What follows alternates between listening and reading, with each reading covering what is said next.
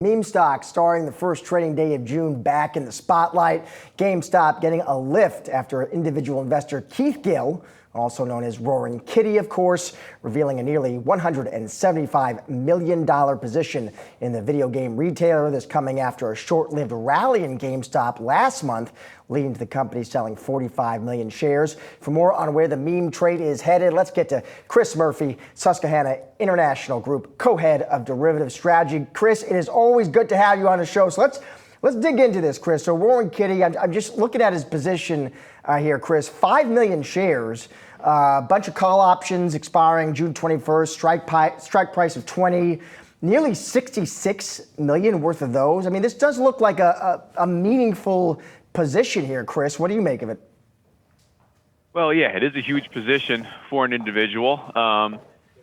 GameStop's trading so much volume. So in terms of if his position is going to impact GameStop itself and where it's trading and things like that, the actual trade, even if you were to close out of that position, really is not going to have a huge impact. It's more the sentiment that everyone's looking for. What is Roaring Kitty going to do next? And then his followers are going to follow that. And of course, the pile on of all the followers, now that could have a real impact on the stock. And Chris, it's Julie here. Just put this into perspective for us. So according to this screenshot, and we got to caveat all of this, the account says it belongs to this person who we've known as Keith Gill in the past. It hasn't been verified. There's no one that we know that has said, yes, this is mine. So just that's the caveat here. However, it also looks like 120,000 options contracts are held as part of this trade that expire on June 21st. Give us sort of perspective on the size of that kind of options position relative to what we typically see. It's a big position. It's a big position for GameStop. It's certainly a big position for an individual. But GameStop will probably trade maybe 200 million shares today. So that's the equivalent of 12 million. I'm sorry. It is a huge position, but like I said, it's such a liquid stock. It is trading so much that that impact of that trade, if it was an institutional client like we typically deal with, and they were closing out of their position, and we knew it was them and not some someone online, and we knew it was a focused trade versus the chance for a like amount of followers to follow on afterwards. That's really what's adding to the uncertainty here. Chris, I'm just curious, when you look at this, as someone who knows the market so well, do you have any kind of legal or regulatory questions, Chris, or no, you think, the guy's a trader, he has the same information that everybody else does, that Chris and Josh do, and God bless? I don't. Yeah. First of all, I wouldn't speak on anything legal-wise, but I would say that we track this trading for our clients, and when we see these large positions being built up, we are taking notice of them. So the information is there if you're looking at it. This tweet coming out yesterday or overnight or whatever it was, or the post on Reddit, that could have somewhat been expected if you are watching. GameStop was pretty quiet, after 2021 through 2022 and 23, and then all of a sudden, a month or two ago, the options really start heating up again. There's no real story, there's no real event, so you can kind of see that information out there. Obviously, we weren't expecting it to be a specific person, but you can see these trades. It's a listed market. Every option trade that trades is accounted for, and you can see it after the fact. So,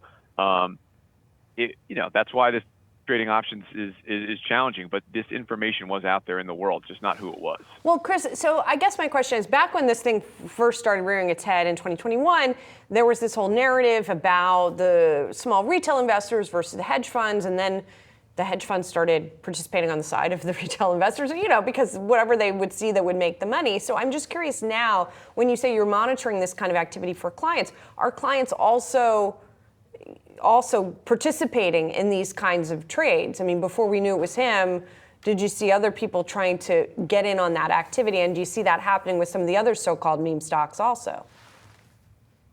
It's like you guys kind of alluded to already. It's harder.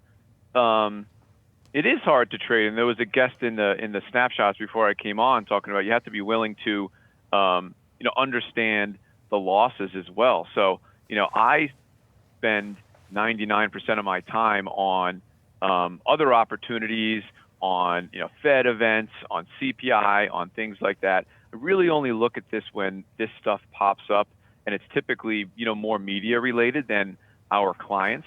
Now that this move has happened, you have to keep in mind that the options are really, really expensive.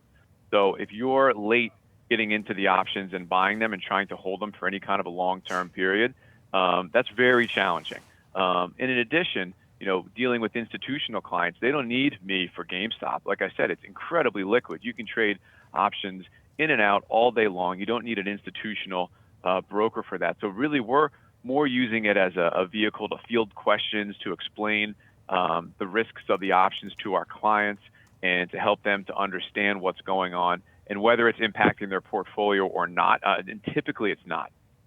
Chris, I'm just curious, more broadly, do you see this trend, this kind of meme stock phenomenon? Do you see it continuing, Chris? Because it didn't, I wouldn't say it died in 2022, but it did feel like it died down and now it's back. Do you expect it to kind of stay back?